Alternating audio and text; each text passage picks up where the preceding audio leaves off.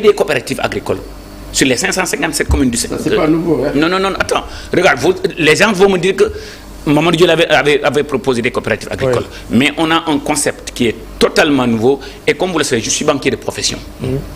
Et si vous me permettez, je suis revenu au Sénégal en 2019, où moi-même j'ai commencé à investir au Sénégal. Et le success que j'ai appliqué pour moi-même, c'est ce que je veux appliquer pour les 557 communes du Sénégal. Je vous donne un petit exemple.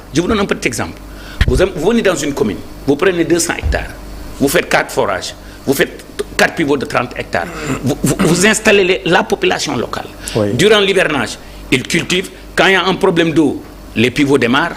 Et durant la période sèche, on peut cultiver du maïs, on peut cultiver du blé, on peut faire des produits horticoles parce qu'on est à 4 heures de l'Europe. Ça, c'est différent. Et maintenant, on ne va pas s'arrêter là. Qu'est-ce qu'on va faire?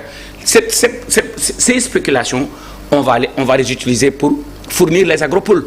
Et là, les agropoles auront de quoi transformer. Oui. Regardez ce qu'on a, vous me permettez, regardez ce qu'on a fait avec l'agropole du Sud, l'agropole de Pâle. On a construit des agropoles, rien à transformer. C'est ça le problème. Deuxièmement, l'énergie, si vous me permettez.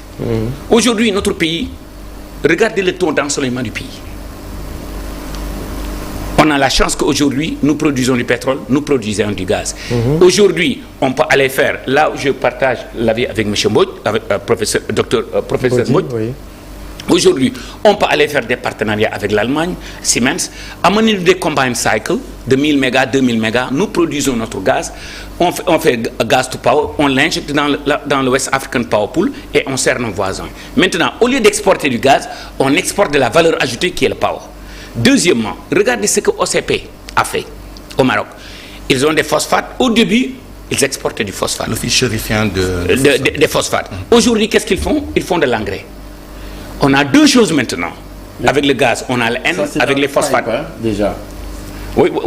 Non, bon, moi je vous dis... Ça, c'est un grand projet non, du PSE. Attends, vous savez, les gens peuvent dire, on va faire, c'est facile. Mais c'était pas... justement, attends. Mais c'était pas possible, il n'y avait pas de gaz. Justement. Maintenant, aujourd'hui, regardez la situation dans laquelle le Sénégal est aujourd'hui. Avec le gaz, on a le N, avec le phosphate, on a le P, on a les deux composantes du NPK. Oui. Plus la possibilité de faire de l'urée. De l'urée avec les... Mais non, il y a autre chose qui est très, très, très important. Aujourd'hui, on a parlé de durabilité, de l'économie circulaire. Regardez une grande ville comme Dakar. Dakar, il y a plus de 100 000 tonnes de déchets par jour. Donc, plus de 60% c'est des déchets organiques. Faisons de l'engrais organominéral. Faisons des stations de compostage. Tout ça, imaginez maintenant qu'on accompagne les coopératives agricoles communales avec ces stations de compostage, avec le NPK, avec l'urée, notre pays d'école. D'accord. Non seulement notre pays d'école, mais la sous-région d'école. D'accord. On va parler maintenant du financement. Comment vous allez financer tout cela? Vous savez, aujourd'hui, ça c'est un thème, parce que vous savez, j'ai fait 30 ans de banque d'investissement. Le financement, on pourrait utiliser plusieurs stratégies. D'abord, la diaspora. Jusque-là, l'argent de la diaspora, on a fait des diaspora bonds pour investir sur des infrastructures, certes importantes, mais quand on voit le poids de la dette, il y a une question à se faire. D'accord.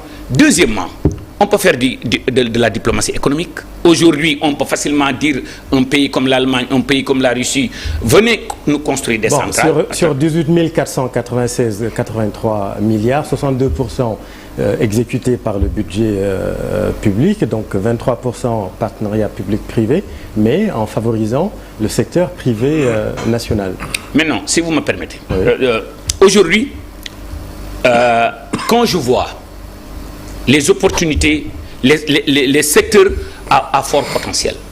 Regardez notre sous-région. La Guinée importe de l'énergie. Libéria en a moins de 30%. Sierra Leone, moins de 25% d'énergie. La Gambie.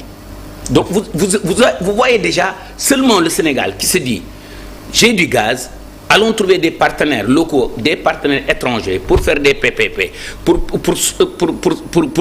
construire de grosses centrales à gaz qui peuvent accompagner aussi avec des centrales solaires.